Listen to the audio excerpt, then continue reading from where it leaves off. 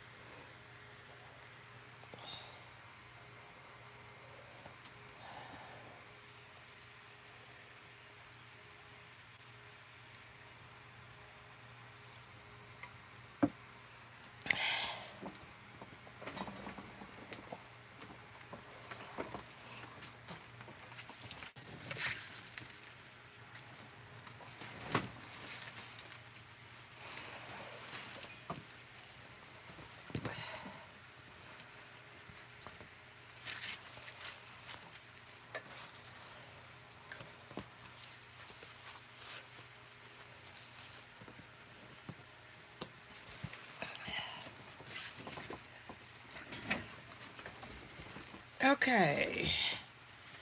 Can everybody hear me? Elaine, it's still real cloudy. We got a hell of a lot of rain. Hey, Lisa. I maybe should have not streamed today. I was playing with my computer and tackling a few things that I'd wanted to do, and completely messed up my internet connection. So, the computer sitting over here might as well be DOA. I mean, it's not DOA, but you know what I mean.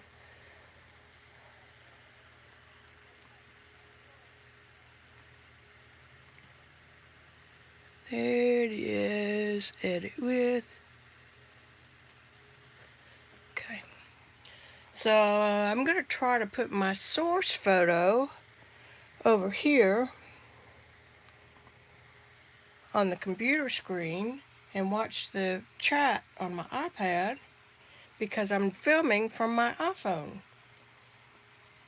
Blah.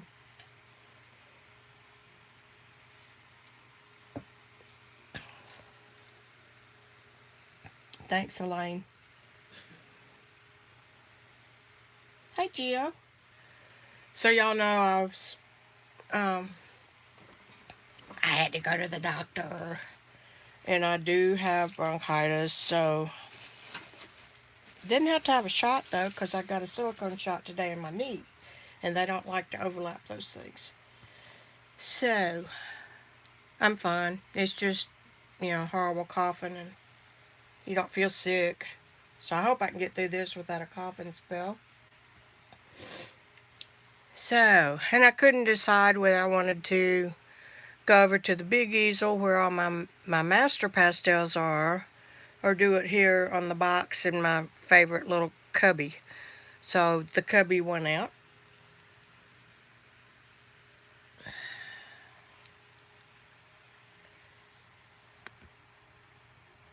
I'll bring that down just a hair.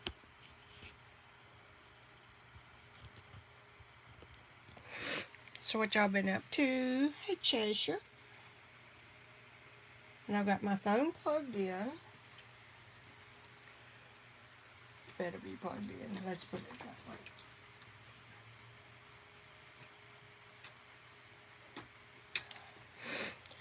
We'll know. We'll get as far as we can.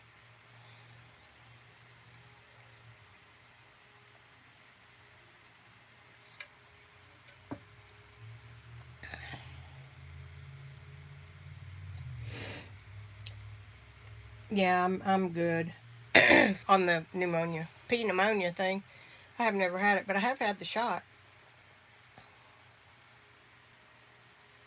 It's fun getting old. Got to do all these strange things. Went to the knee doctor today, and he said, "I honestly don't know how you're walking on that thing." I had a green stick fracture in 1971. Now, don't go all drama on me. It's okay. I mean, it was in 71, for Christ's sake. And I thought I was an athlete, which I knew I wasn't. And then I knew I wasn't. So I twisted my leg. My foot stayed planted and my body turned, kind of like a football injury. And the back of my tibia had a green stick fracture. So I told him that today. I didn't realize I hadn't ever told him before. And he could see on the x-ray where on the back of that bone a spur had formed that was kind of like a little pyramid, just sitting there waiting to lock it in place. So anyway, I know it's not funny, but it is to me. That's how you get through life, is laughing at these little things.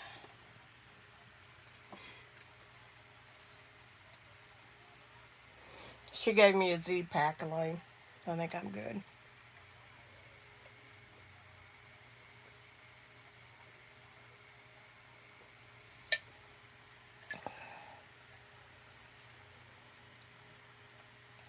Hey, Shauna, are you working this week?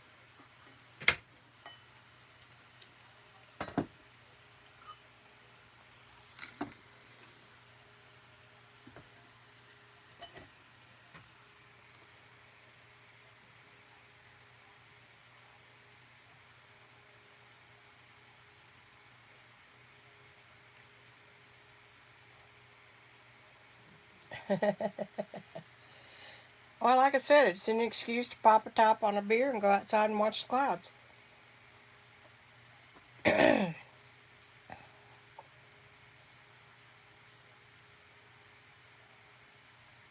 It's really weird because they can be um, the wind can be a tornado a mile away, and where you're standing, it can be completely calm.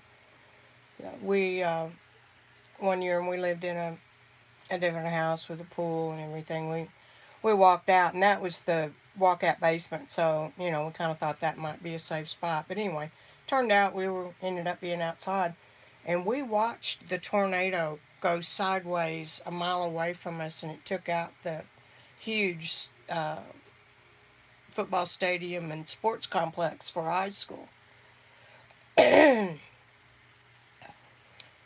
But it was perfectly calm. It was cloudy, but it was a beautiful scene. So, like I said, it's just something we put up with. I don't like it, but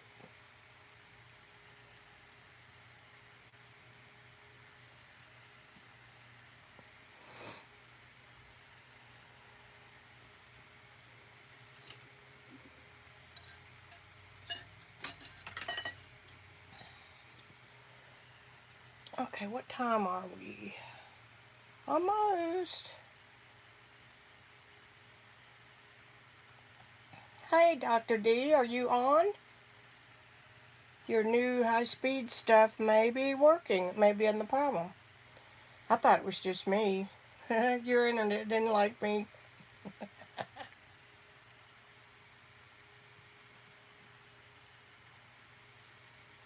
Yeah, it is, Elaine.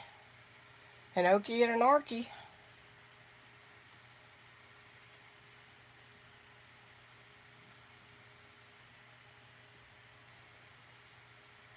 I actually think that Kansas and Nebraska and up that way is really uh, more Tornado Alley now than we are.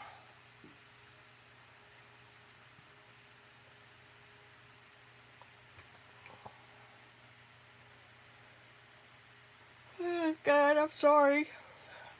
I slept till noon. I was so glad I got to sleep.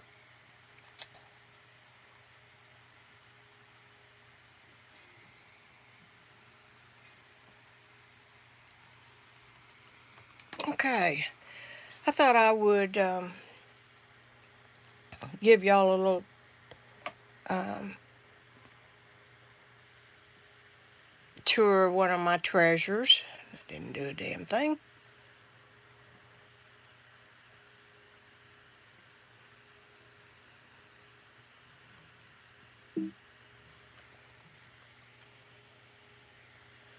Okay, do it that way.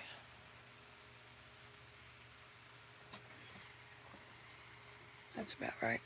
I was just measuring the rows I have on the computer so I can have something to look at.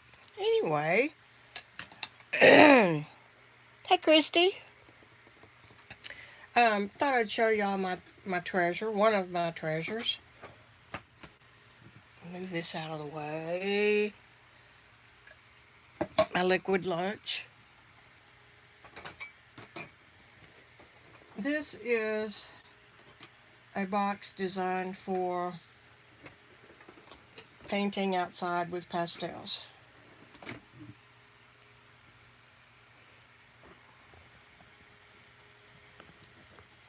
Let's see if I can pull it down where you can see it. This slides out and it has a strap on it to keep it closed. It's leather trimmed. The box itself is made out of walnut and something else. I don't know what's... Don't you dare fall down there. So you slide it out and you've got a compartment behind here where you can keep the thing that holds the pastels, and this fits on the side of the box if you're out in the field and you put your used pastels in there. I keep a brush in there. And here's my wine glass holder.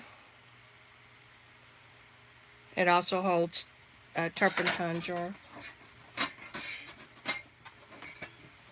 I don't know what's in here.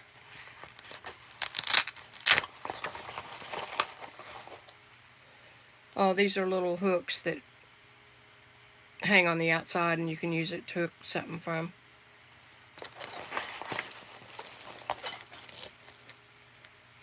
So, and inside this little thing, the reason, okay, phone cord, the reason for the strap, this opens, and inside it you put your paintings that you've done outside between leaves of glassine. And they travel safely home. So there's that.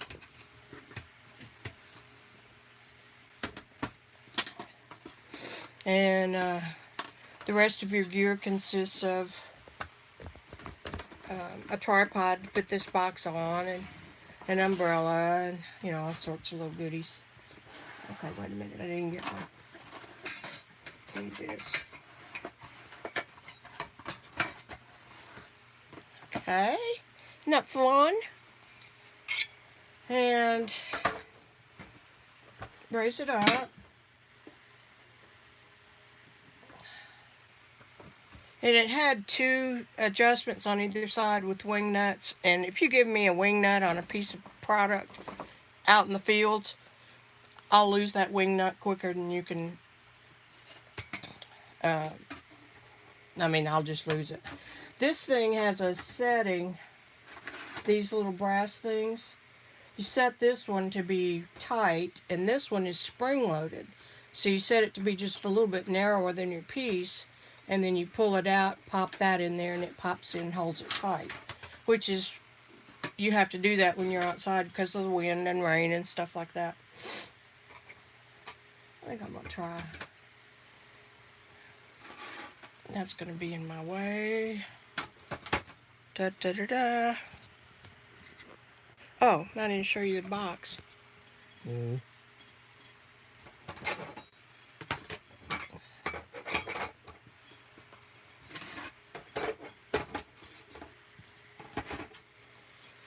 Inside here,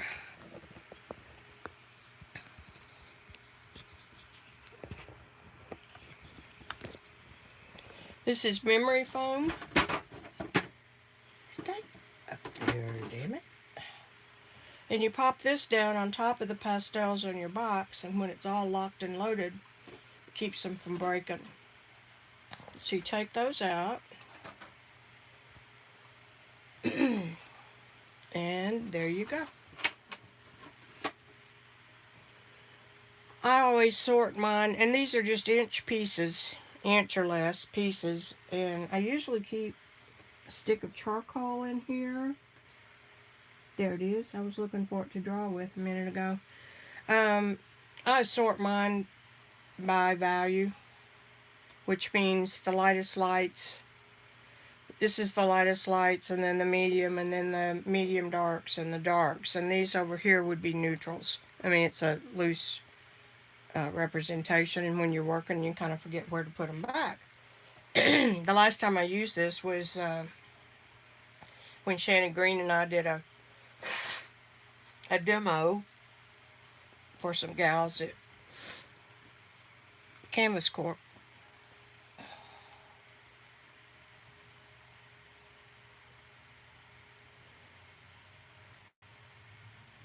Hi, Gail. I'm catching up. Christy.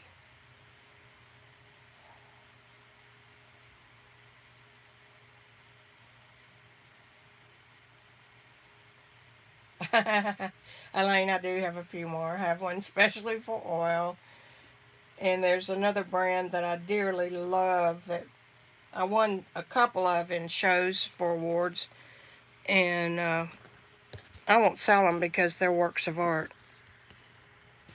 Let's see. I'm going to move you up now.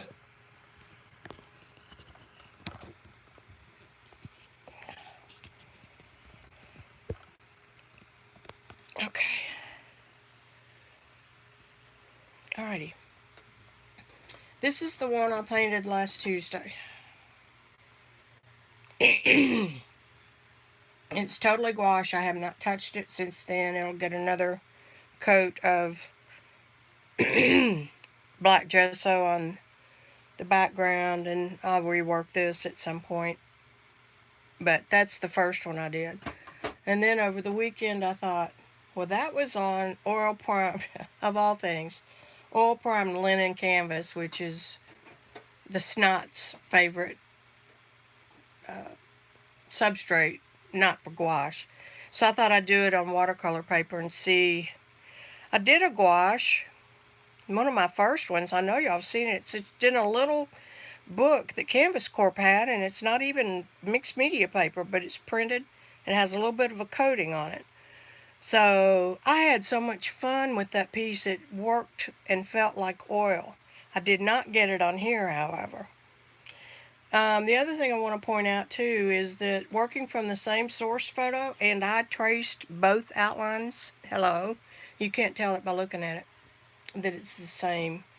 I put 2 hours on this with you guys on stream, and I've got 3 hours on this one by myself. So you can see the difference that continuing to work can make. I mean, it doesn't even look like the same flower. I've got some better cast shadows and drop shadows and stuff. So there's that. So then I thought, okay, why don't we do the same white rose in different mediums.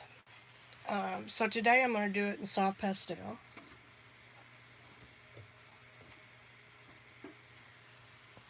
Make sure y'all can see it.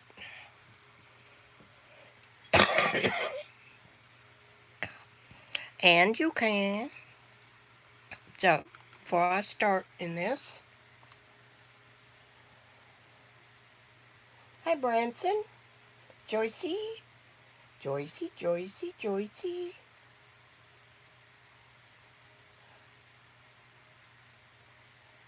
Thank you, guys. Um, I've seen, and I've been hanging around with you guys for a couple years, mixed media artists, and you come into buying artist quality materials, and you also bring with you the the habit that you have of everything's being finished pretty much after one work session in a journal. And you come over to a little different kind of art, and you learn, oh my God, I could spend another 10 hours on this. But I won't, because it's not that important to me. I mean, I don't need to prove that I can do it. So we're going to make a hack at this. This one on Pastel. This is on a sanded board here. It's like a real fine sandpaper, and it's on a neutral archival, not chipboard, it is masonite.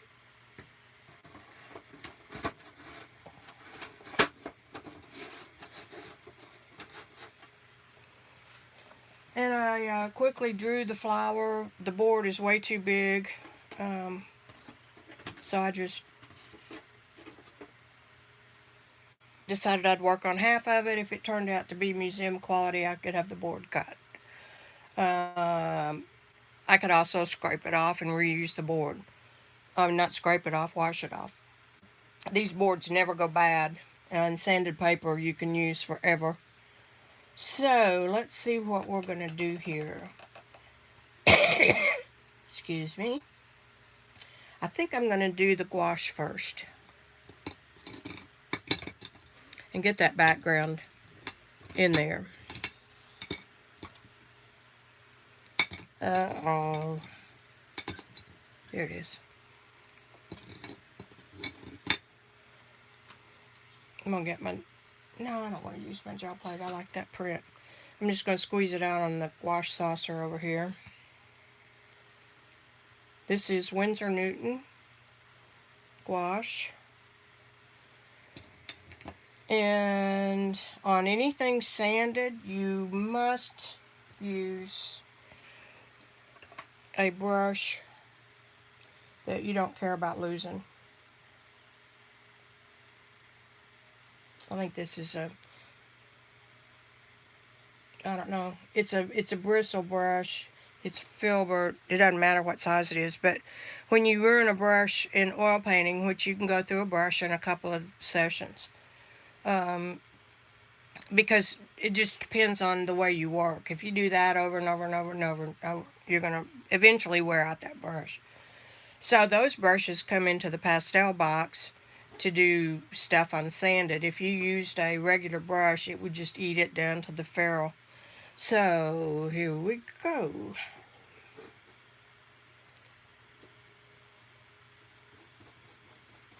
I'm having trouble seeing with all the...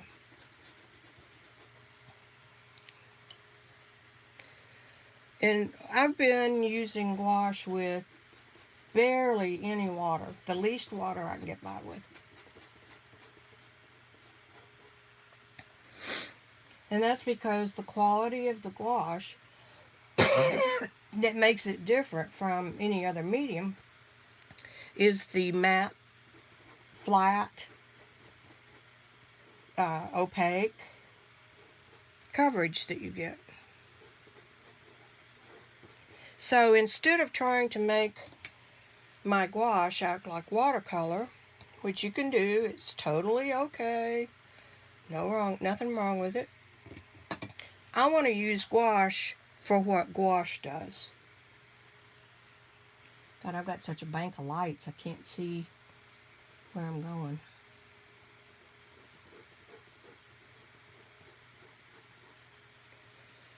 In other words, I want to see the attributes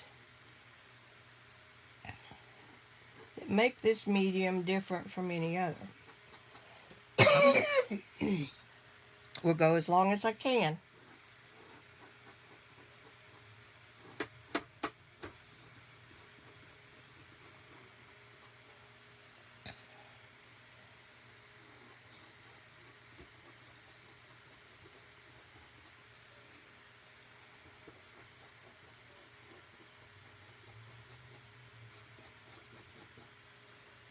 And like I said, it's fine. Each of these that I'm going to show you, we'll do an oil next. I don't know where I am. I think I'm right here. You'll see some of the things that oil does that you can't get with anything else.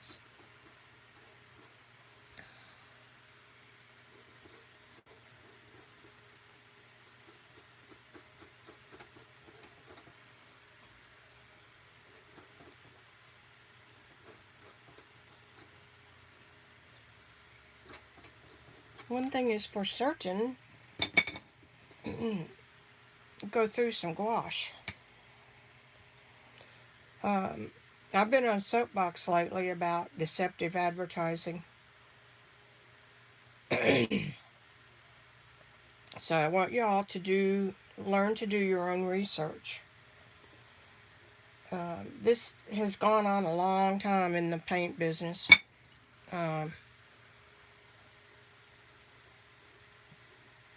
Probably others too, for that matter.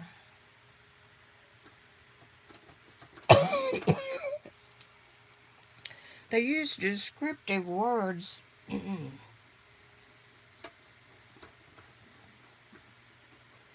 market. Damn it, I may have to quit.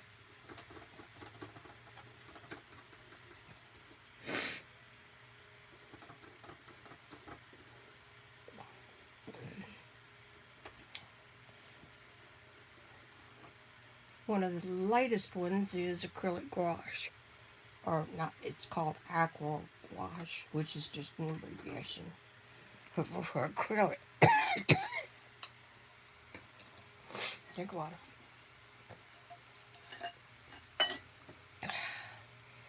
So you're not painting with gouache, you're painting with basically an acrylic paint that has a flat chalky finish that mimics gouache.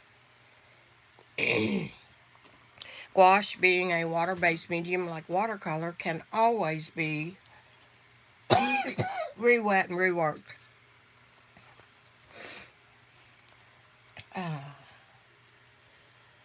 So that's one of them.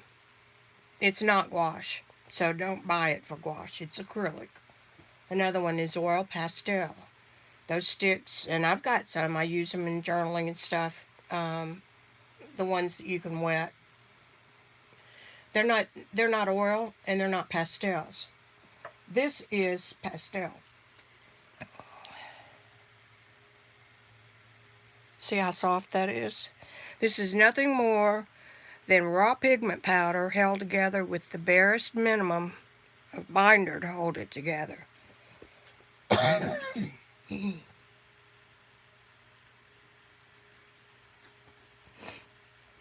I typically work with my harder pastels first. Let's see if I've got some in here that will suffice.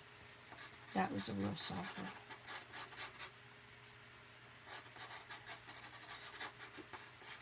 Just scratchy.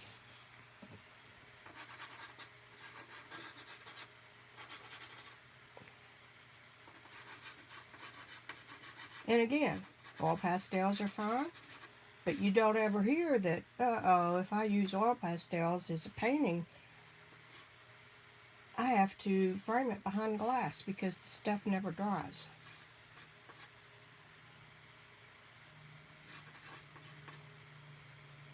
And the latest one, of course, is Genesis oil. It has absolutely no oil anywhere in it. It has a synthetic silicone, is what gives it some sort of a silky feel, kind of like oil. And now that I've pissed everybody off, we're going to talk about something else. But anyway, back to my original story. I want you guys to see what makes soft pastel so freaking desirable when used on the other side of the aisle. You know what I'm talking about?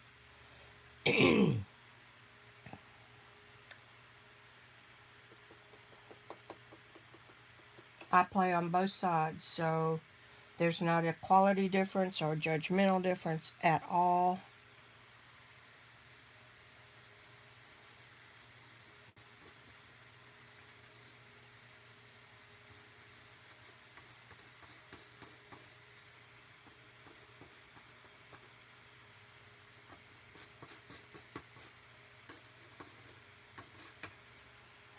I wonder.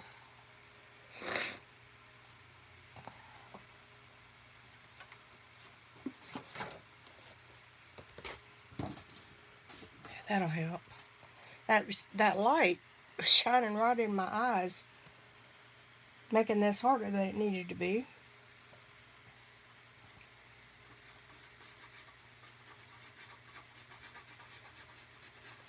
Now when I finish with a soft pastel the way I work it, you can take a look at it up close and you can see every color that I've put in there.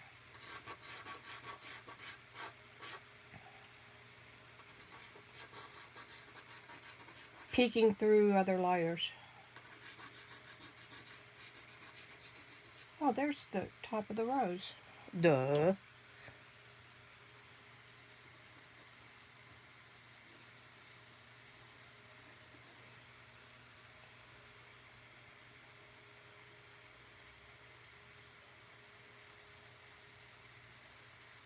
Okay, that's good. Good enough.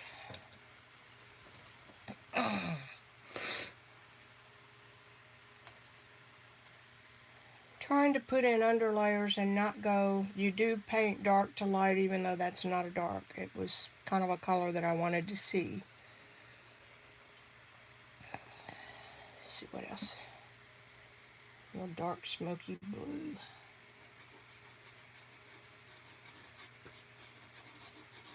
It's a little bit easier in pastel to go with the direction that you need to go, like the way something grows. So I can actually make that stroke.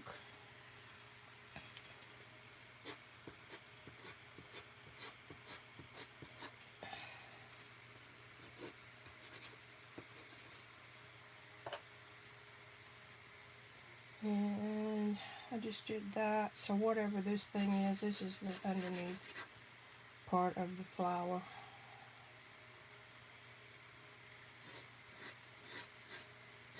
Just indicate that. Going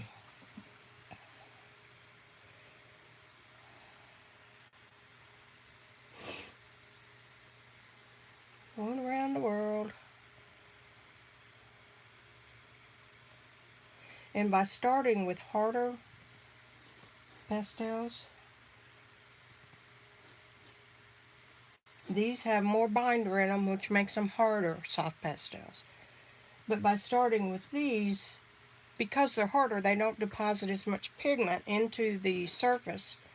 Because once you close that tooth up and it's level and smooth, you can't put any more pastel on it.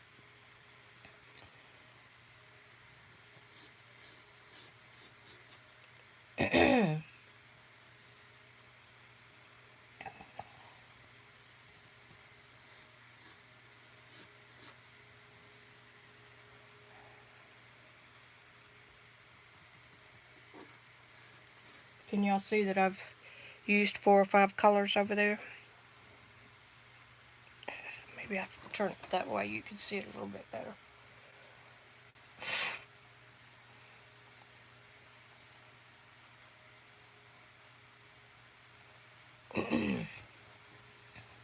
Okay, let me check chat.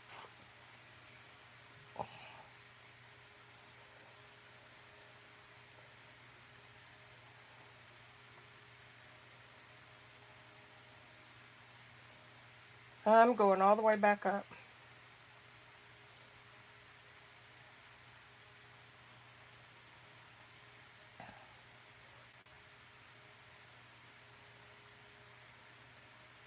Okay, I think I'm back up to where the chat, where I caught up.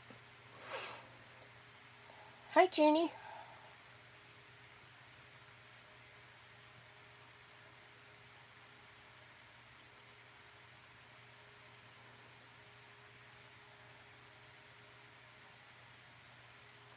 Yeah, me too, Gail. It wears you out. And I do have good cough syrup and cough drops. Of course, I just forgot to bring one with me.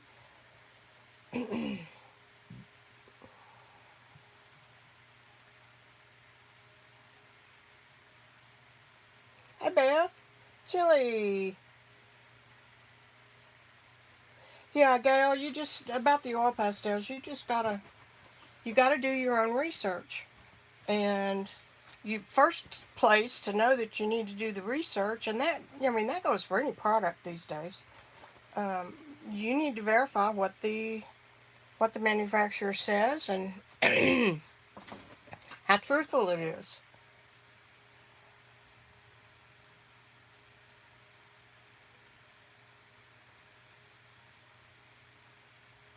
And by identifying something as what it really is, I'm not dissing that product at all. There are artists who work in it every day.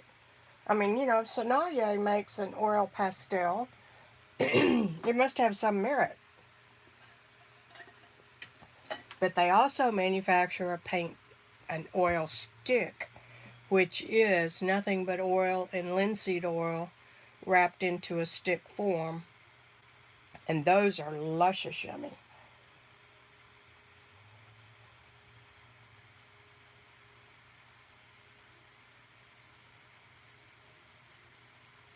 Julie, yeah, I've got bronchitis. Randy had it for about 10 days. And I thought I was going to, what did I see? What is the canvas? It's a sanded pastel board. It's on, what did I say? Masonite. Untempered masonite. And it's commercially manufactured and has a sandy surface on it.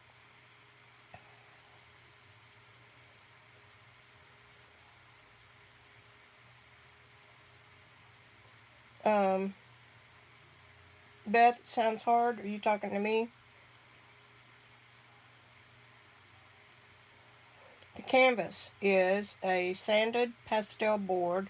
This particular one is by Jack Richardson, and I don't care for this brand, but I won a whole stack of them in a competition, and I've got to use them. Thanks, Jilly. I've been resting for 4 days.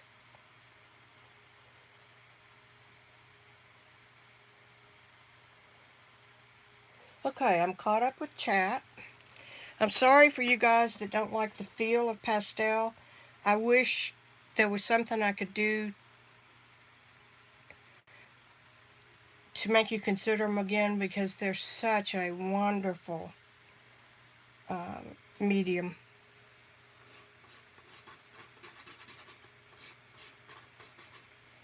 It's a scribble medium.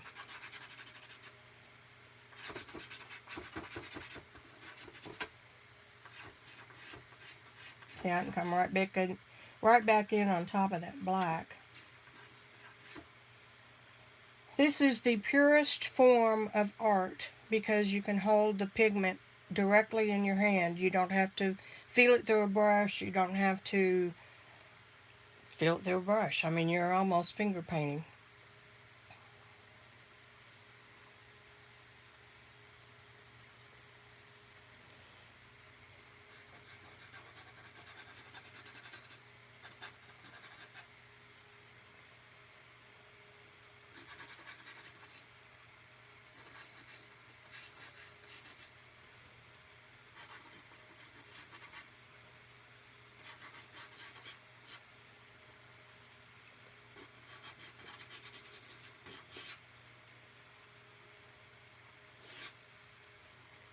You can use these like a brush by turning it outside, or like a pencil by doing it on the edge.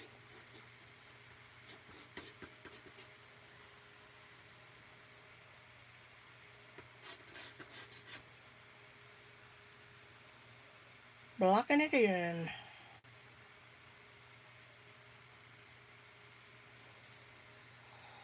Now I need to go to a yellow, this is a darker yellow, on top of that green I just laid down, which will cool that yellow down just a little bit.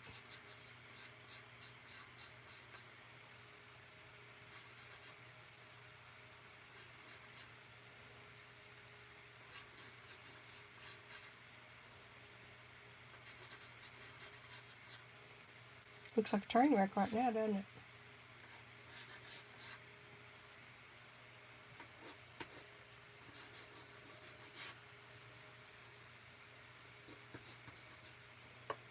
I usually, or if I'm going to be working in pastels for a good amount of time, I'm going to put a barrier cream on my hands. Not because of the safety things, but because my fingers dry out, and that keeps it from happening.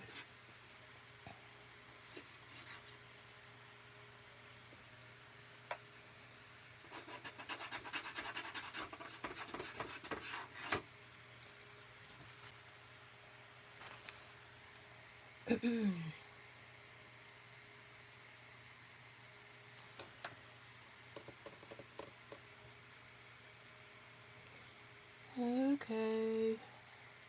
Gotta look at my assortment and see what I've got. This is kind of a gray. It's real soft though. I want to be careful with that. I don't want to do it yet. Not yet.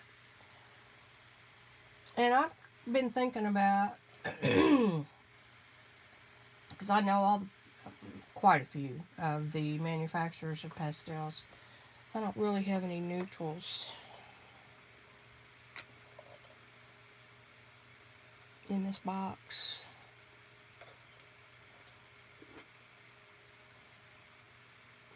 Those are all soft. There's a little bitty gray one. I think I've used it before.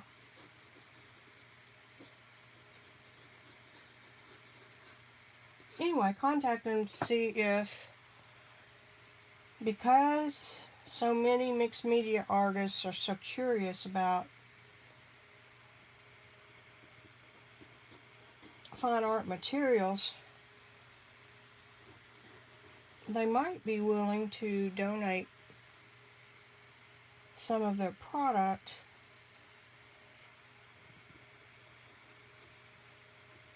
for me to do a demo and then a giveaway. Thank you. Is that something anybody would enjoy? Of course, some of you have already decided that you don't like some of this stuff, so that's fine. Did you see what I just did? I touched it with my little finger, but I did not blend. I do not blend. It's sacrilege. These, if you look at this up close, you can see little mica particles, which is the same stuff that's in our regular paints. But it's natural with the pigment. And when you blend it all out, all this is going to be is mud. It's just all goes away and becomes one indigenous color. But by doing it like this, I can blend it with other sticks. Still staying away from my softies.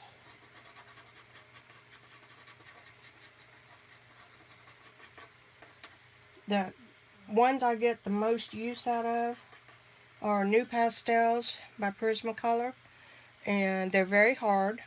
And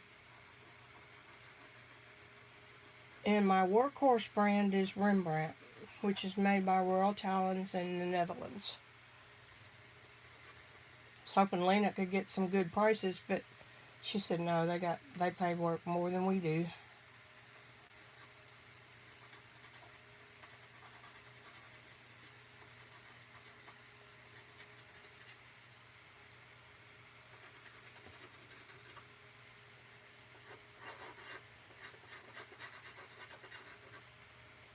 Kind of a yellowy white.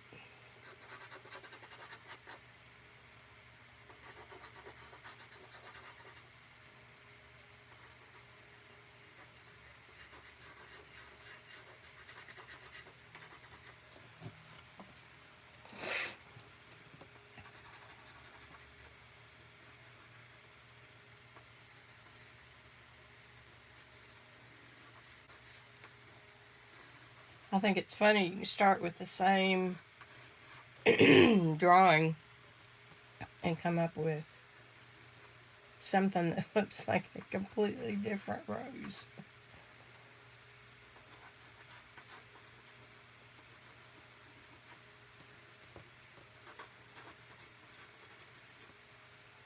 Scribble, scribble.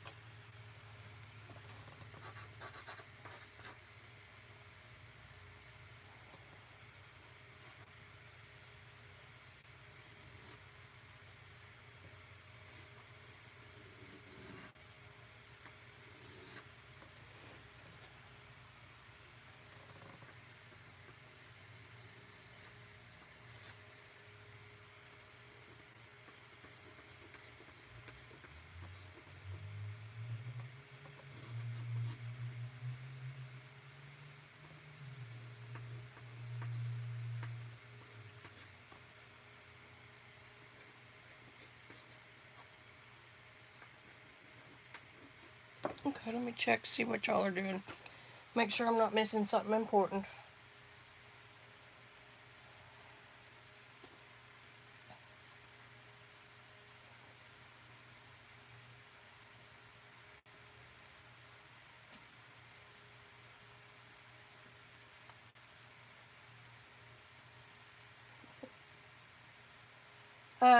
No, I began initially with watercolor, which is the absolute worst medium for anybody wanting to cross over to use.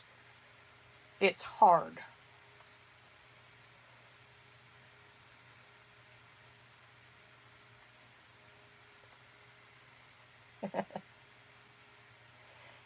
It's discouraging. Now, I'm not talking about crafts here. When I'm painting, I'm over on the other side. I am. I just layer one color on top of another.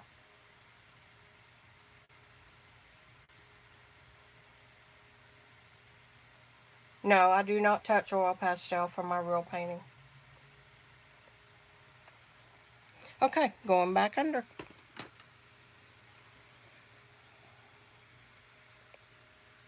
That's a good color for this.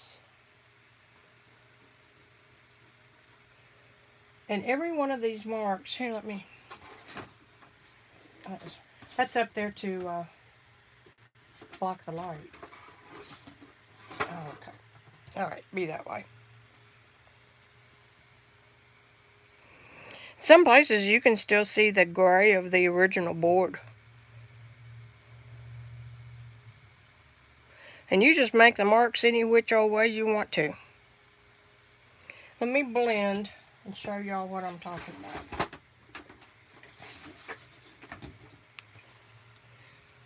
I'm going to come right in here and I'm going to blend this.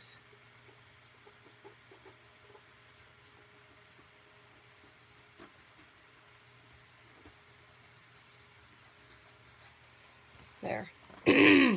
Or something similar to it. I didn't have any really noxious colors together that would make mud, but it takes all the life out of it. And so now I'm going to come back in here and put it back. But the other thing that the blending does is it ruins the tooth of your paper. So it affects how many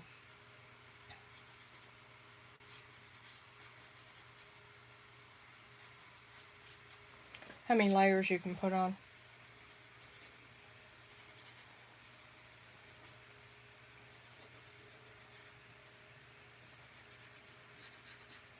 And there are fine artists who do blend.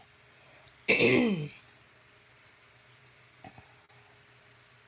they spray every layer, every color they put on with fixative that turns it right into plastic. And it looks like plastic.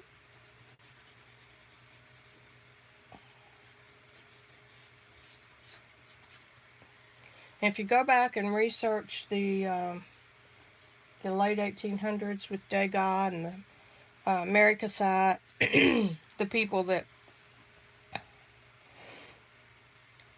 the Impressionists or the tail end of the Impressionists. I need to work right in here.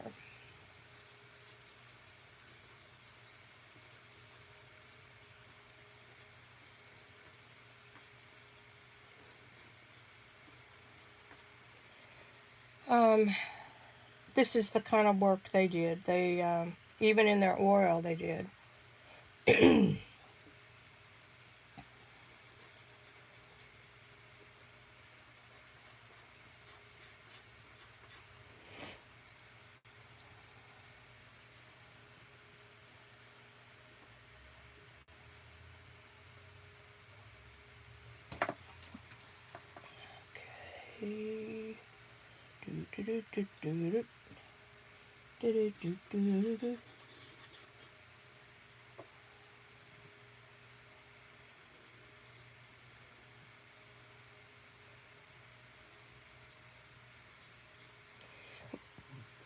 I want you to notice something right here. On the outside of that form, it's a column really, but On the outside of that form is where the darkest gray is for the cast shadow of this petal that's folding over. But on the back side, it's on the inside of, I'm not explaining that very good, and it really doesn't make any difference. It's almost like over here, it's not a cast shadow. That's what I'm trying to say. On the back side, it's not a cast shadow unless it's coming from one of these petals in here. Just something that, it's irritating because once you train your brain to look at those things, oh, oops, I just made a mark on the wrong painting. You can't not see them. Okay, I'll come back in with this.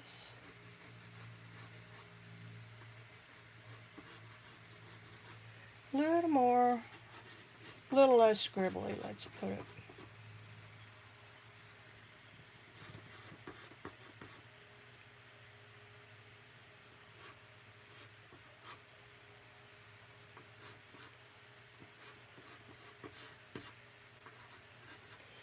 So the next time we get together, I'm going to paint this rose in oil for you.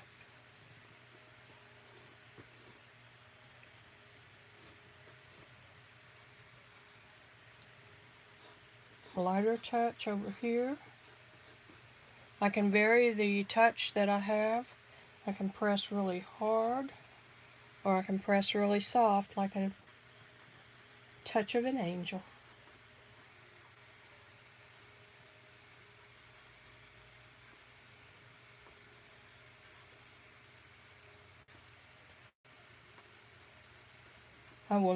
You will never hear me say that I am the end-all be-all expert on art, because I don't care how many years you've painted, how many awards you've won, or the paintings you've sold.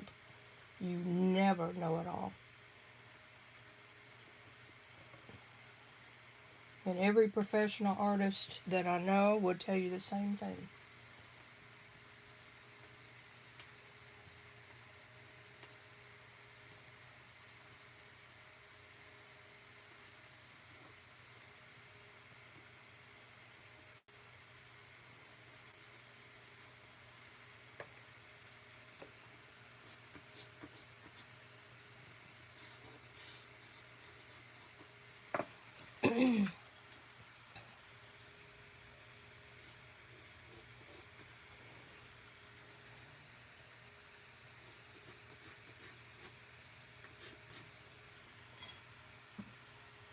It's coming together. Where do I need to go next?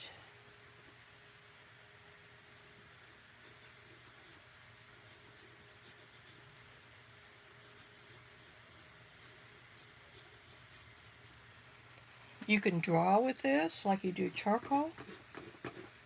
You can paint with it like I'm doing now. It's very, very versatile. This was the medium that all of the portraits were done in the 14th and 15th century. Portraits were the only way they could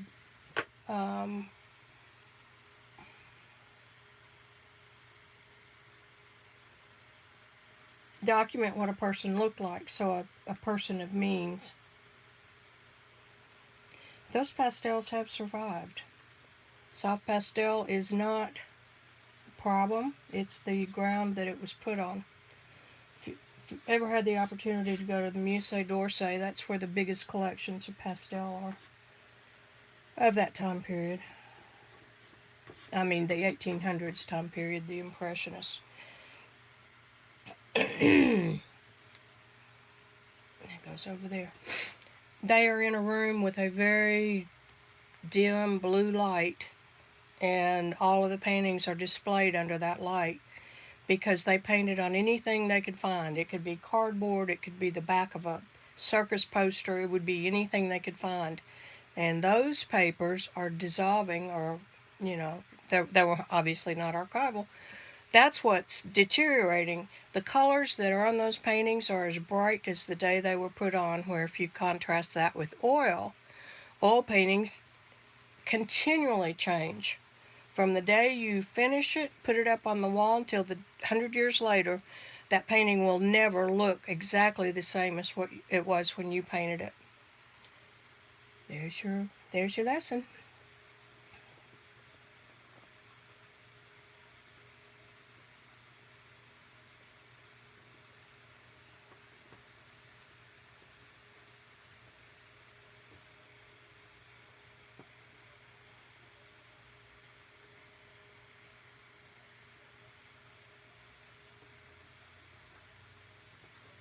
I wrote a PDF book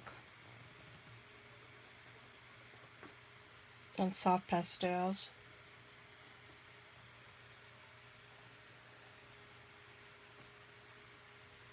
Goes over there.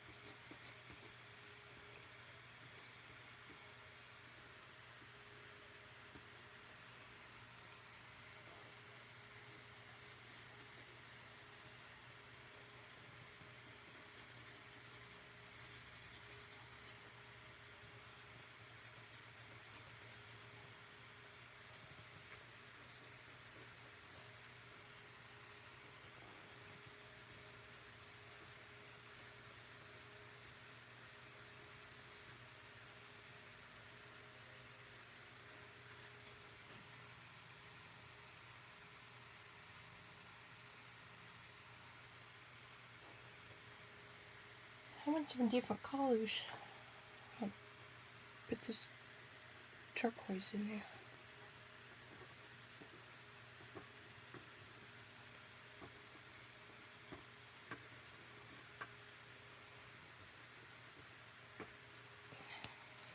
I am in the school of thought that if you paint by values, any color that's in that pile of values, like that red should be over here.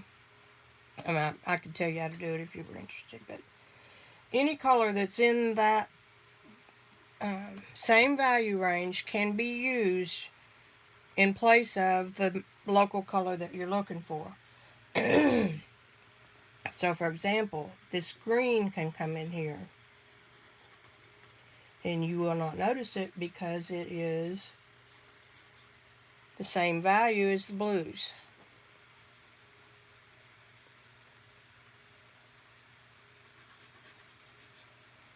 You don't have to do it much, just a little. Just a little. This is my white.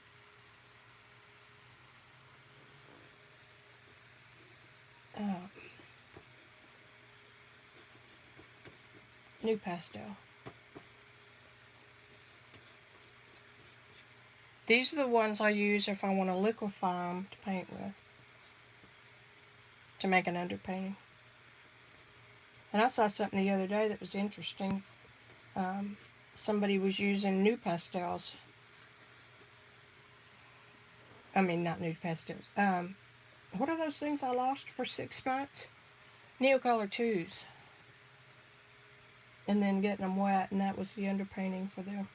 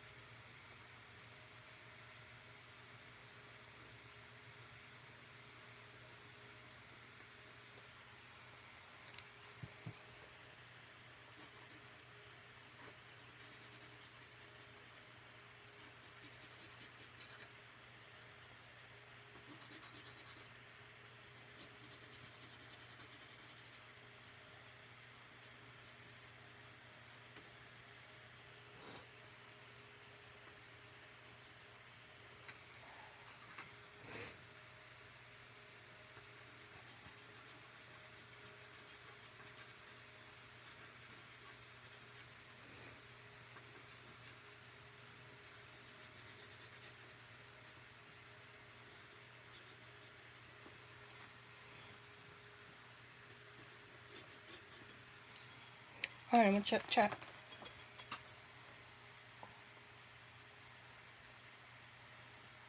Okay, going back. Yeah, go back to your question, Gail, or I'm gonna go back to your question about the blending, layer and color on top of each other. The Impressionists were known for, if they didn't have a green, they would put a blue and a yellow. They'd take blue and yellow marks. There's lag. Try to guess which way to go. There. And they would put them side by side, and then up close you'd see them as yellow and blue, but from back far away you would see it as green. So that's how you mix color in pastel.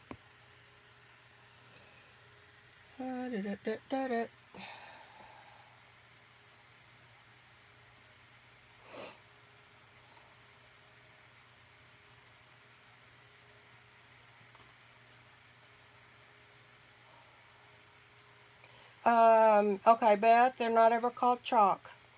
And I'm not nagging at you or any. I just want you to learn the right terminology. Chalk is made from magnesium something. It's a rock. It's a chalky rock. Pastels are made from real artist pigment. So there is a misconception out there, and I know one person who says it a lot who shouldn't.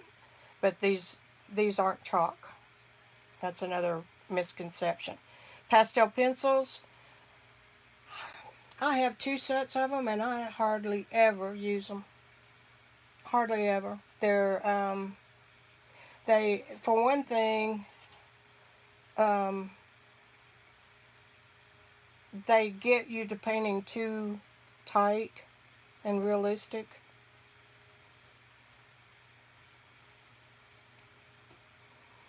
Yes, Branson. Thanks, Jeannie. Yeah, I mean, there's just lots of things that if somebody doesn't ever tell you, you don't know. So I'm here to tell you. And I hope it doesn't offend anybody, but I have the best intentions. Okay. Now I gotta see where I am.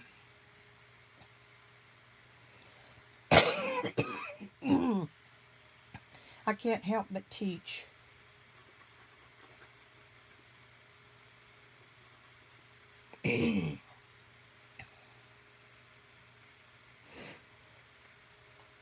I rarely ever use all the gorgeous soft pastels like this one. The Senneliers, I rarely ever use them. They cover up everything that's underneath them.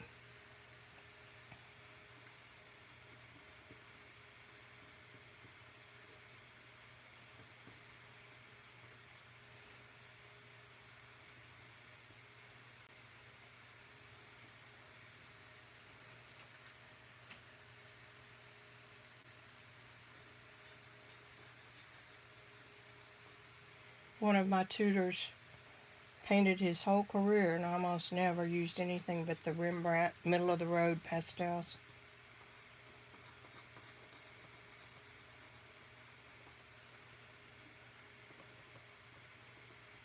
I'm tapping. It's just kind of a way of blending without blending.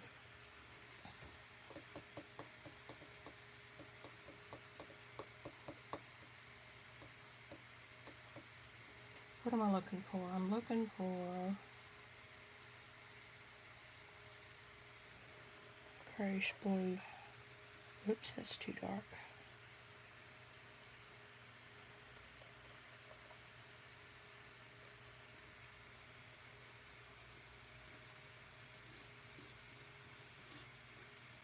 Still too dark.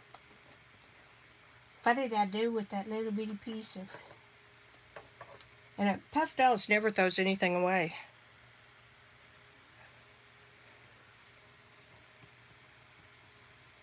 Okay, Vicki, clear your head. Come out from under it. I'm going to glaze this all with a little bit of white. I want it to have an overall yellowish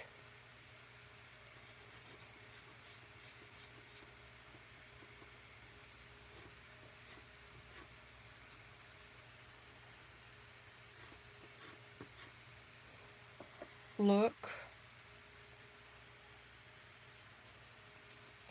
Same thing over here.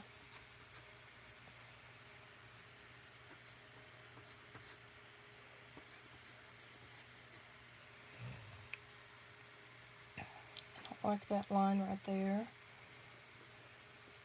Hold my beer and watch this. Oops, I'm sorry. I promised Joycey I'd try to be good. There, that's better.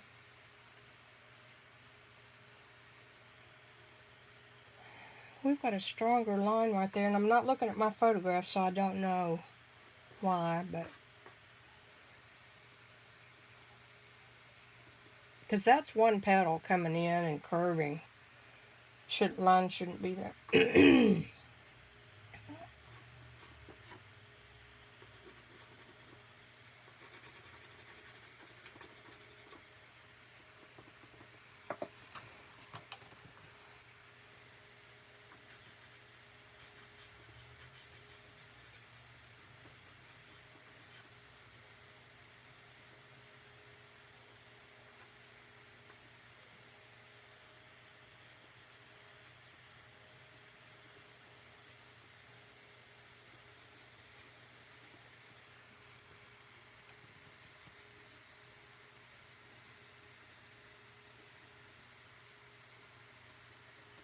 I need to go ahead and get those grays in there. There it is.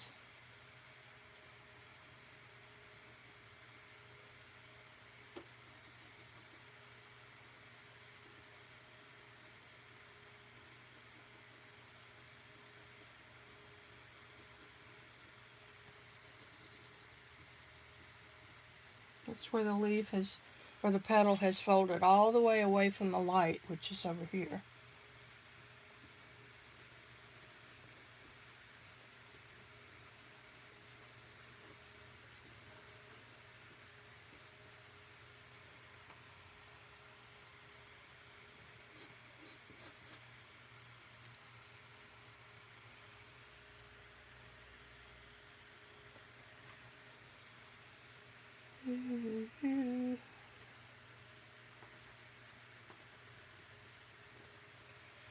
Going into my softer one now.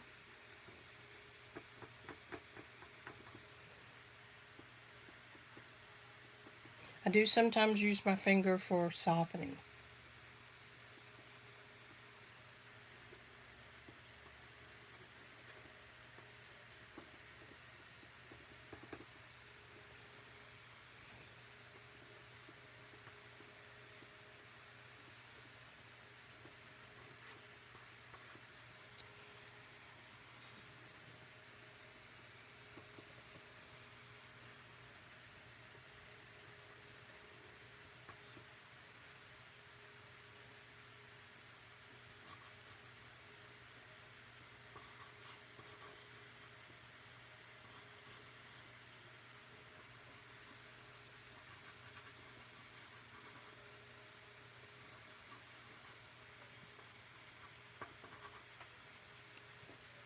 And because I've painted this so many times now,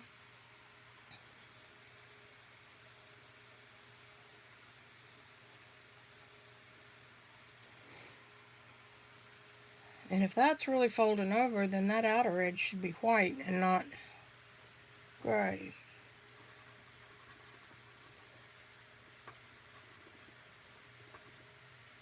And just put a little bit of gray under here for the cast shadow. Put the gray down, pick up the white.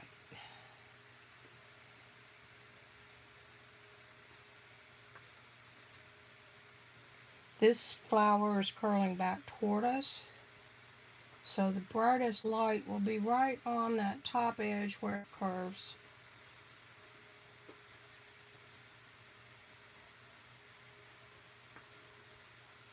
And that will be a fairly smooth.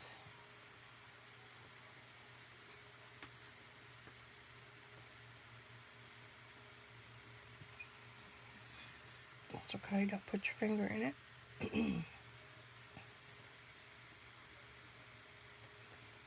Remember I told y'all push and pull? You put it on, then you take it off. You put it on, you take it off.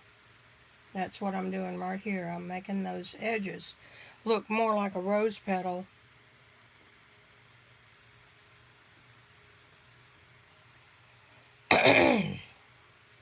Capiche? You see if you're still here. Anybody's still here?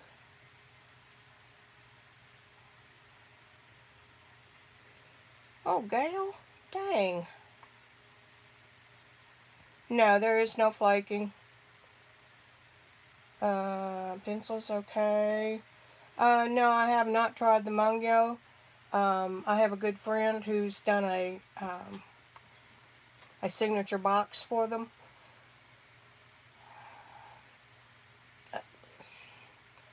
I'll have to wait till I try them. Pastels are just like everything else.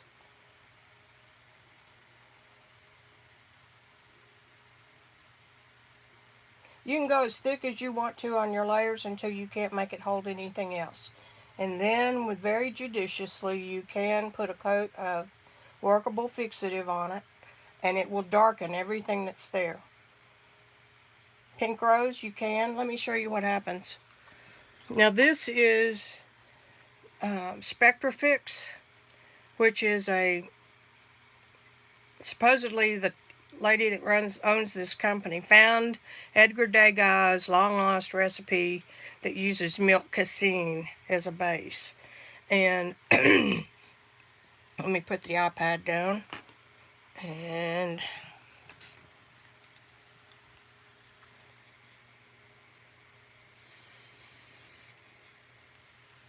that's what spray does.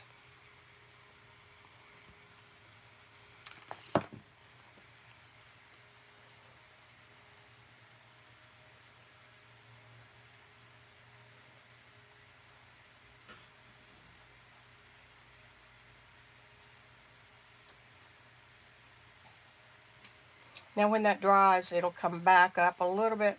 Bye, Jana. Gary, you use Spectrafix? I buy it in the concentrate bottle. It's about that big, and I mix it with pure grain alcohol. Yeah, PVA. No, PGA. Huh? PVA is plastic. It's glue, isn't it? No, that's. And I mix it myself. Yeah, I'll let it dry. It won't take long because like I just said, I mix it with pure grain alcohol, so it'll evaporate. Sure makes my studio smell good. See, we lost everything. On that half of the rose.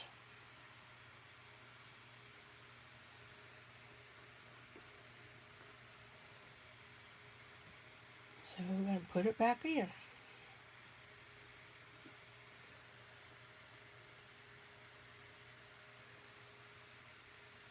It's still a little bit wet. I'll work over here because I want this to be lighter. Almost a glow.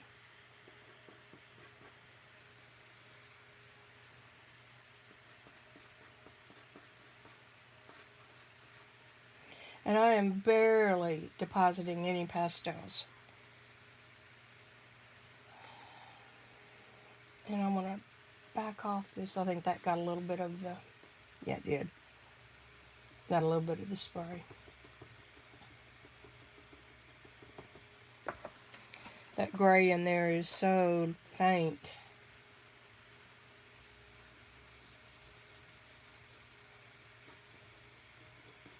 Come on, dry sucker. Get the hair dryer out. You don't want to do this either, because you've got loose pastel dust on this little tray. And I keep the loose pastel dust in a little jar. And when I have a good amount of it, I will add a little bit of water, make a paste out of it, roll it, and I'll have another pastel. And they're almost always a beautiful neutral color.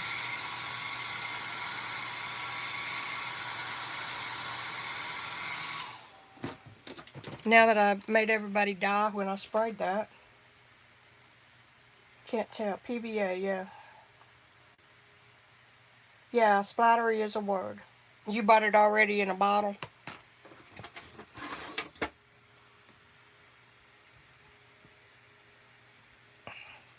See what that did over here, and this side didn't get any.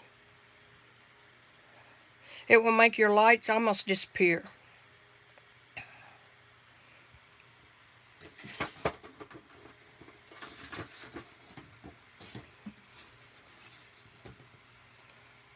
Okay, we need to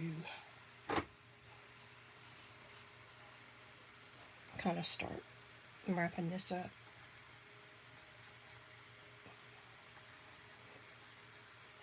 I'm in a real soft pastel right now.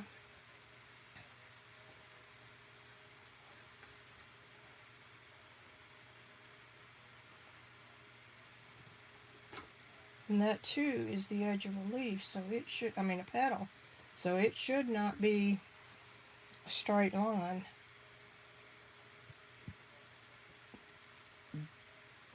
And then I've got this one coming in here.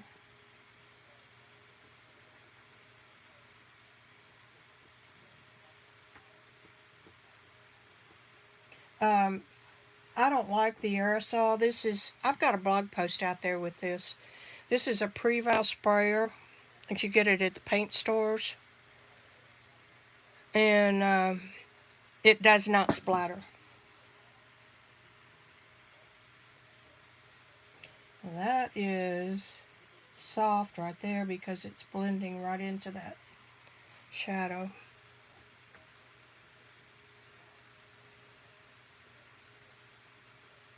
And that's just about as white can get right there. So I'm going to put some pressure on it. And I'm going to go to a burp ball just because I can.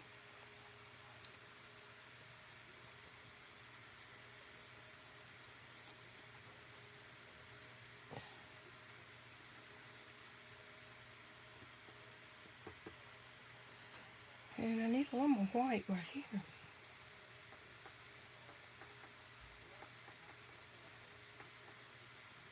And you'll be able to start to tell when the tooth is filling up.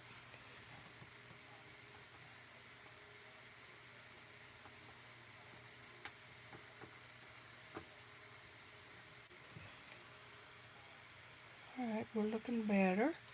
Get a better.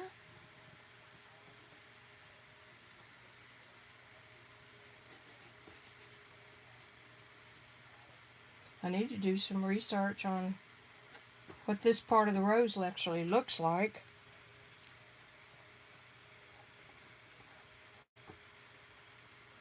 It's very dark in the photo, you can't tell.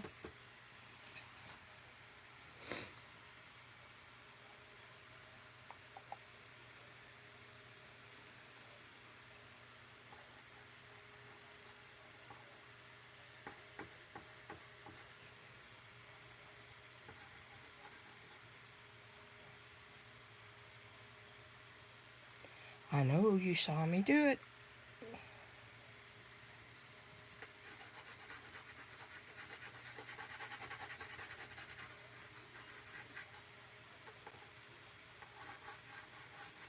And I'll come back over this with gouache.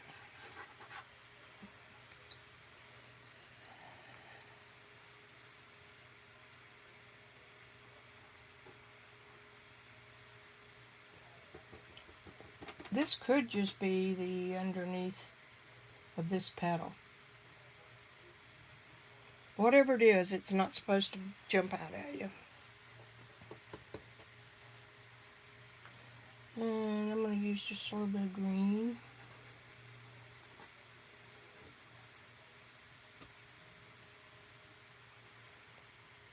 Bring that on down here.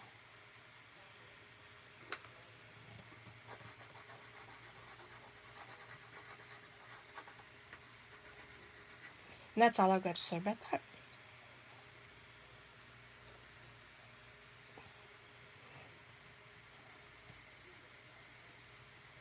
Again, this petal The brightest white is going to be right as it starts to curve.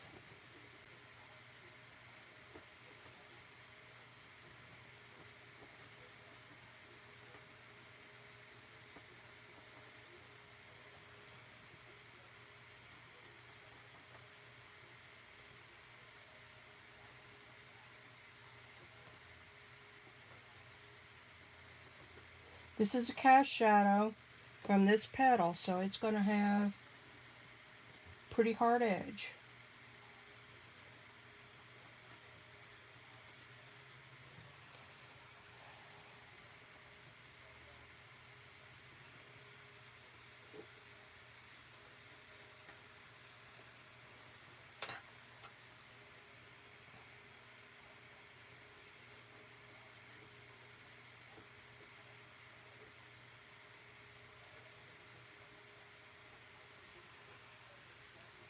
Now if you don't like that and you want it to be a little more blue,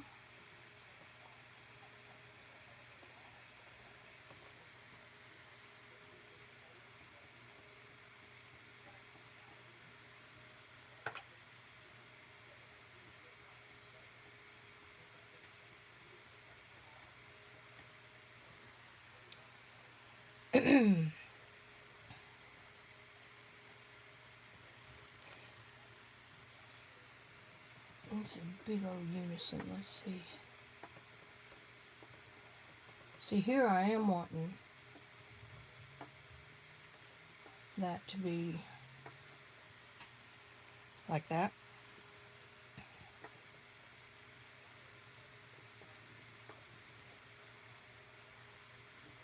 Now I'm just going to bring a little bit of that white over there with my finger. Just in that one spot.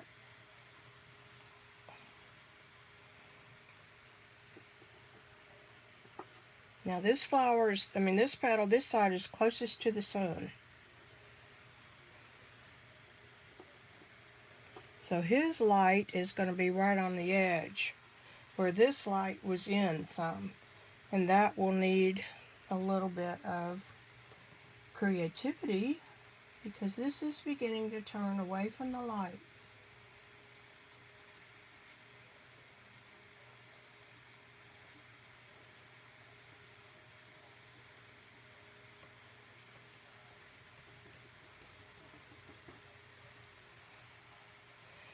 Still got, here's a real pale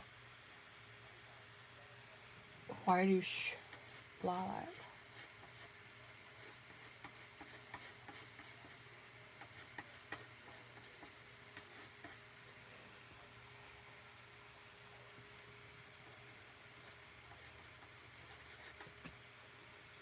And that yellow glow right down in here. Remember, pastels are opaque.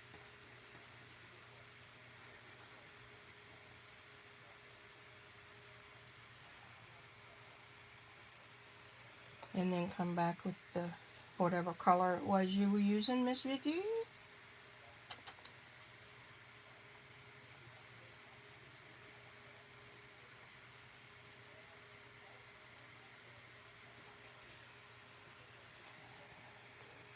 Y'all bored yet?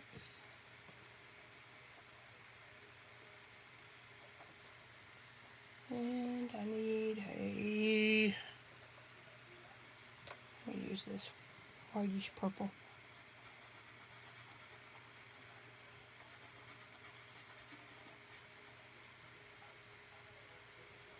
This would probably be white right here.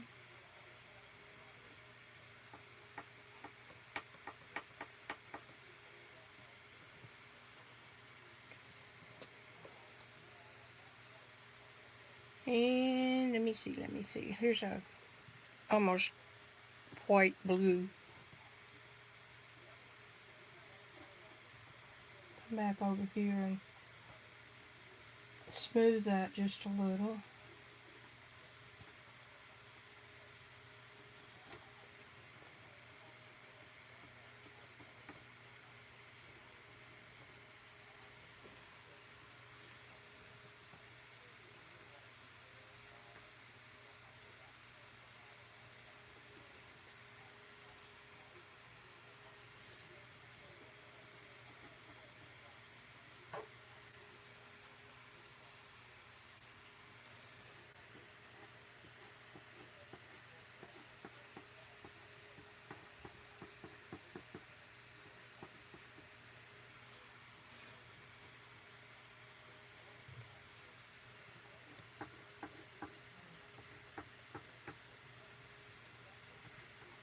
When you're painting outside, which is hysterical, by the way, you've got an hour to paint this rose if you're sitting out watching the rose. And the reason that is because the darn thing is going to keep opening. So you're sitting there in the sun trying to capture this rose before it goes bye-bye.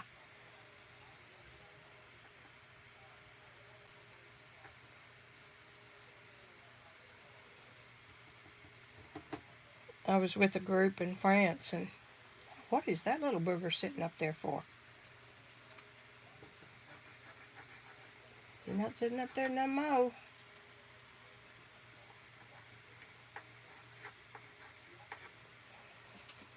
You do not want all your edges perfect. You want some soft and some hard.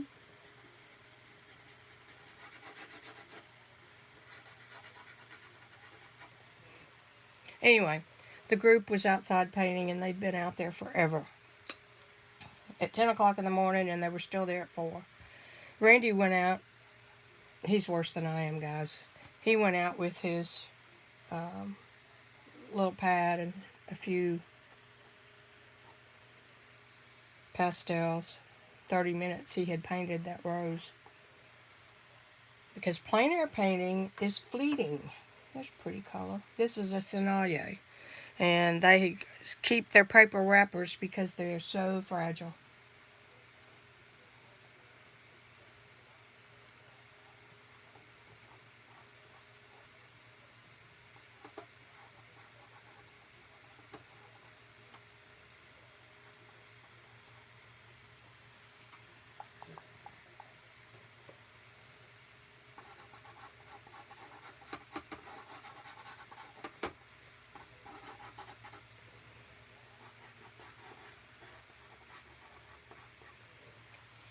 So the sunlight outside is not your friend. It makes beautiful light for a painting.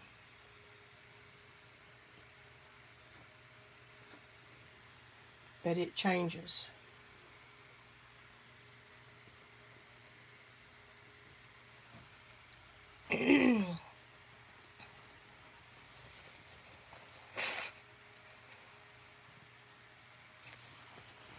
Let me see what y'all are saying. Hey, Beck.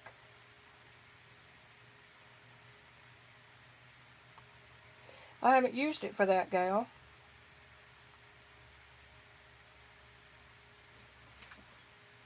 Try Azure. Try another type of sprayer. Some of the ones that are used for watercolor have a real fine mist. Of course, you might not be able to use water in it. Thanks, Jenny. Rejoicey. Bulldog. Ain't no way. It doesn't look very good on screen. Bye, Rosemary.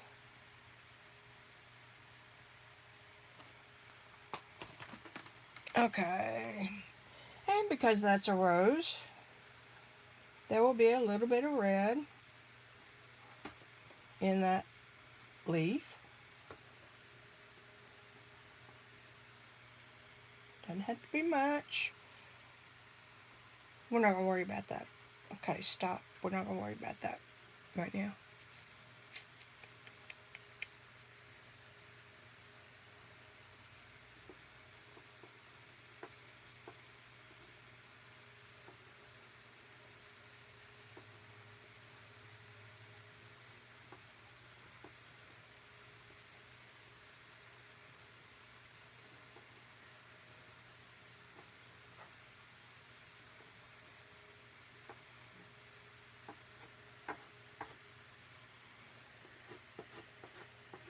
Just a light glaze. And I want some more of that pinkish. This is a Grumbacher pastel. They don't make them anymore. In fact, I think they quit making them in the 80s. But that was pretty much the only brand that artists had back then.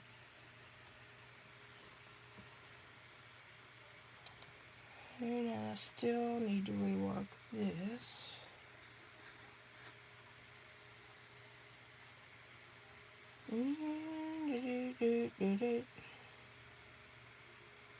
Need to soften this grayness without, I don't want to cover it up exactly.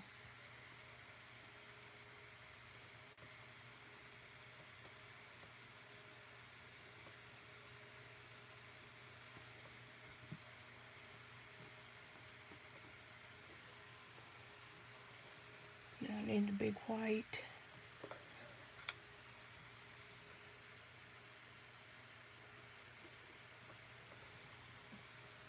Remember what I've told y'all about white. You can only go so white, and then you've either got to add yellow to it, or you've got to add dark to what's going on around it.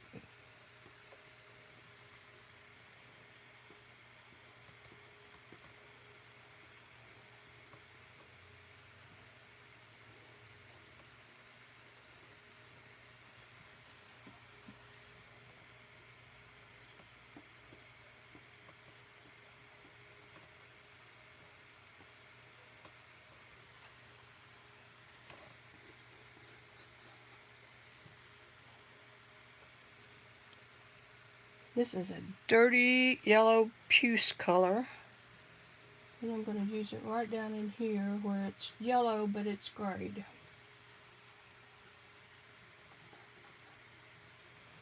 And then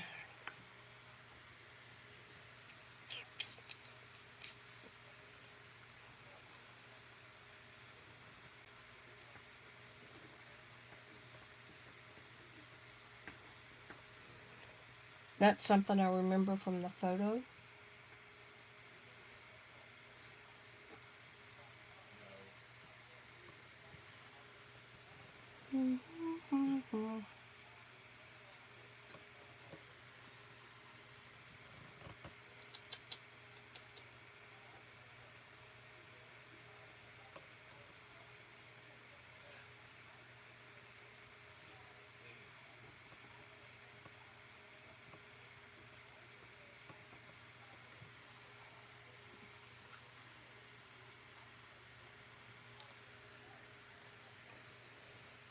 Where's that soft white I had?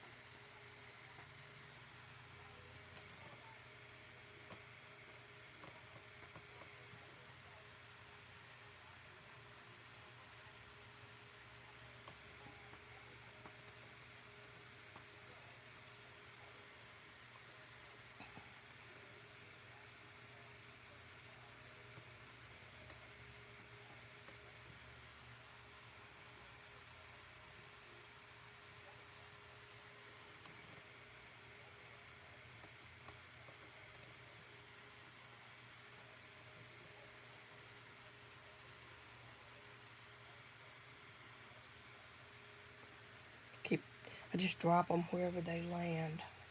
What do you want?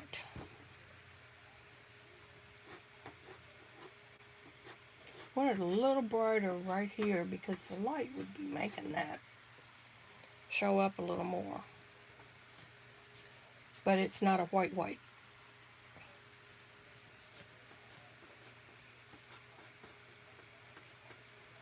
Kind of a grade. Alright, I'm going to see where y'all are. Is it looking good?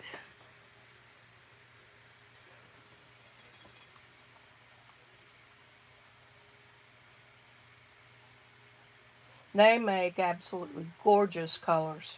And particularly if you leave a few chunks, like, I mean, there's always a few chunks laying around. And they, you leave them chunky, you don't try to regrind them into a powder. Like even that one could be ground up. And then you get a red, a spark of red. and then grind all that together. See, here's a good one that would go in there. And you have this neutral color, and then you have, when you use it, you see that little spark of color.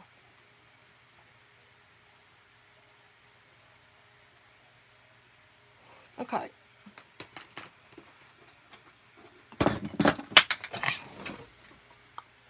Ah, thank God it didn't break. That was my spectre fix. Get it where the light's right.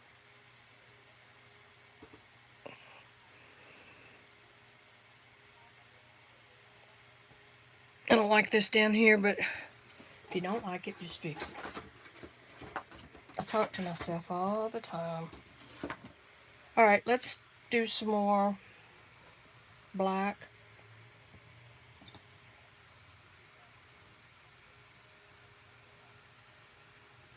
That's the other reason I don't like gouache in a pan. Because if you get too much water in it, then you got to wait for that to evaporate. Now the lid won't go on. There it goes. Wait for that to evaporate.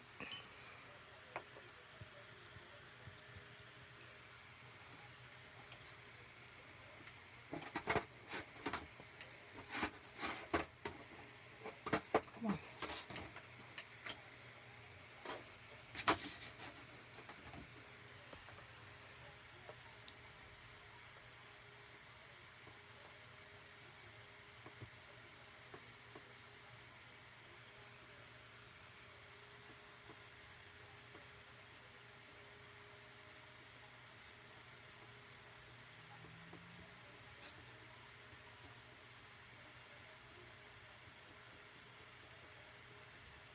This edge over here is the furthest away from the light, so it will get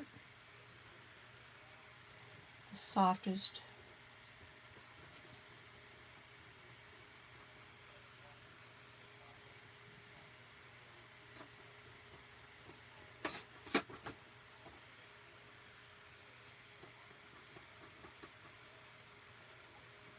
Okay, so what do y'all think about the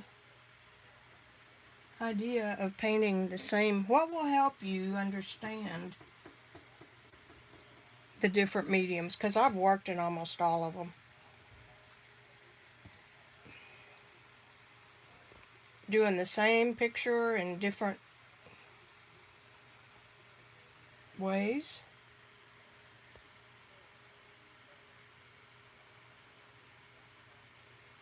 Like I'm doing here. You can't get this little glazing look with anything else easily.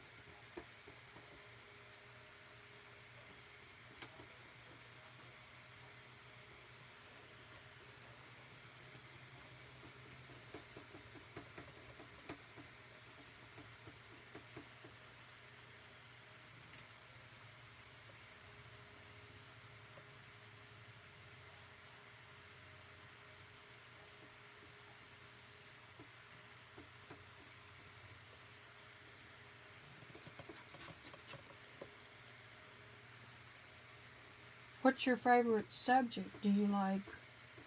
I mean, if I do this, we can do it. Long time. And it wouldn't be, I mean, it will reach out more, a lot to the real art market. Not real. Sorry, take that word right out of my mouth. The people on the other side who paint, who don't do mixed media.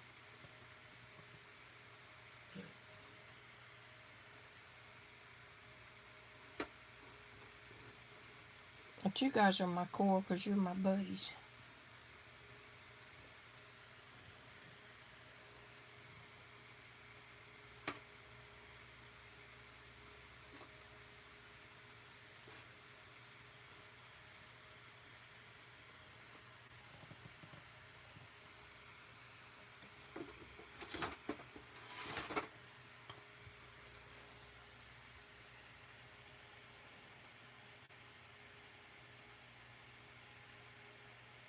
Not bad. So there we have 3 from the same photograph, and each one is different. Stay.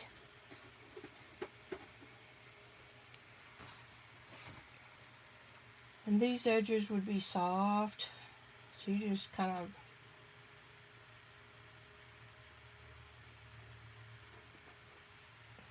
massage them a little bit.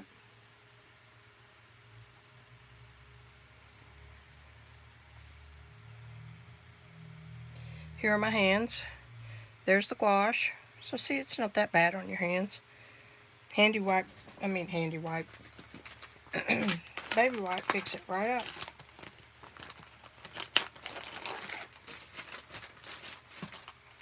And had I put my skin barrier on, this would just come right off. Maybe not the gouache would come right off. Pastels, now I can leave this sitting right here. This is the other advantage to pastels. You can leave this and come back in a month and everything is just like you left it. You don't have brushes to clean up unless it's the gouache brush. You don't need any chemicals unless you're going to wet an underlayer. So those are the pros, some of the pros on pastel.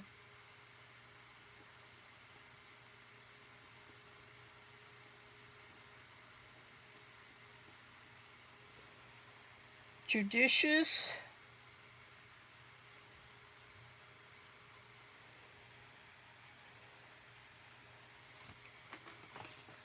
Blending.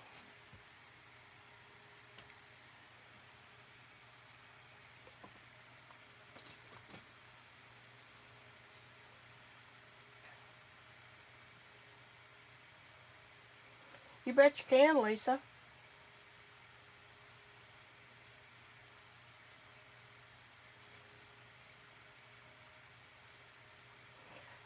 As you're learning to see the light, and when I say see it, I mean you gotta see it and understand what you're looking at. Excuse me.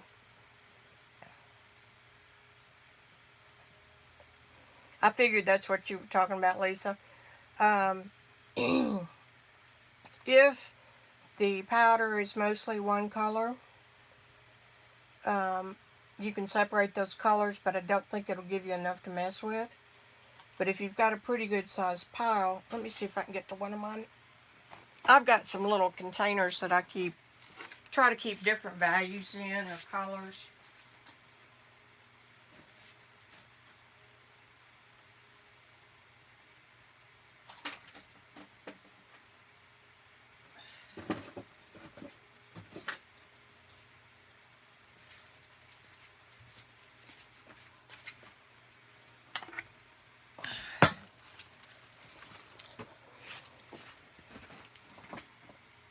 That's enough to make about a half a stick.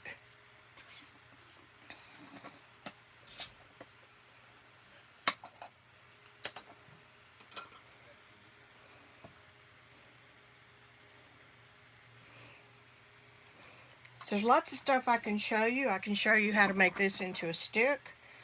I can show you how to make your own pastel surface, because these boards do get pricey.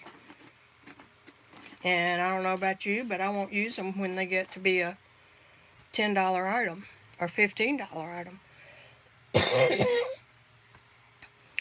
So y'all kind of let me know and I'll do it. If they're antique pastels, do not grind them up. You'll have fun using those.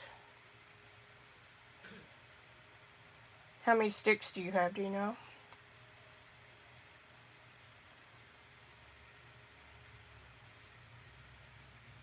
Each rose is so different. But I have to say I like the pastel one better.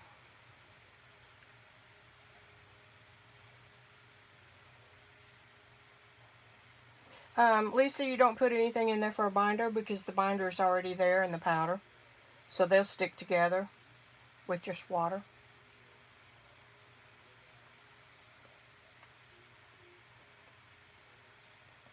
Ooh, vintage inks. I would love to be able to do copper plate. You know, that fancy Edwardian script. Okay. Well, show them to us, or show them to me. Make sure you can take a picture of them and send them to me. That's cool. I looked all over God's green earth for some Grumbacher vintage back to the 70s. They're really hard to find. But now we've got so many things to choose from. Alright. So about an hour and a half. That's about what I spent on the first rows. And I could keep working it and working it. This thing right here doesn't make sense. But, you know, there you have it. Any more questions? Can you see all the color in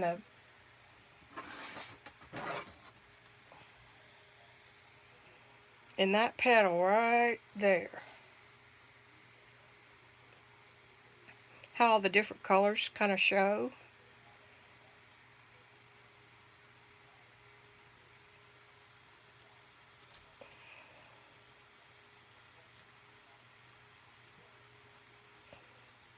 Where do you pick them up for 25 cents a box? Thank you, Jilly. I'll be better. Antibiotics will kick this out in no time. And I needed to do something today to get out of my funk. I don't know how close I can get. Focus. This is my iPhone, so.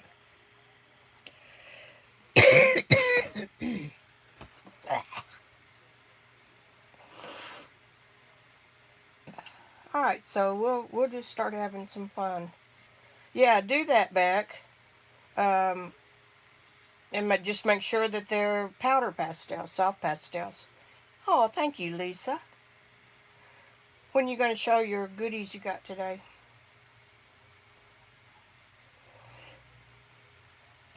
Grumbacher. I mean, there's a million brands of soft pastels. And you can tell if they're soft pastels or not by looking for the powder. You don't want any oil pastels.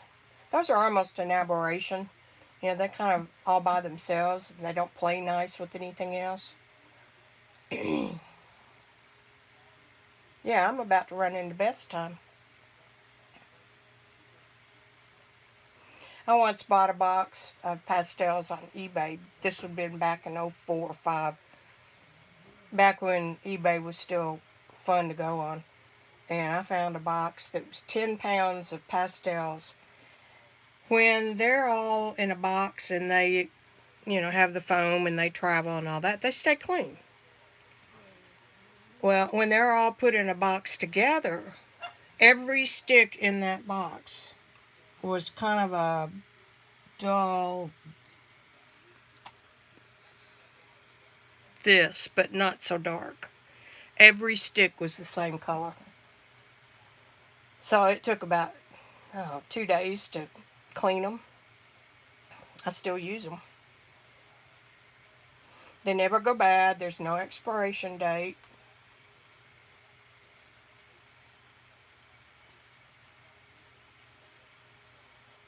Okay, I'm gonna kick off then because my voice is beginning to not play nice, and I enjoyed you guys today, and I hope you enjoyed this. I'm much better at this stuff than I am at mixed media, which is why I stay in mixed media, because I want to do it. All these things will be softened.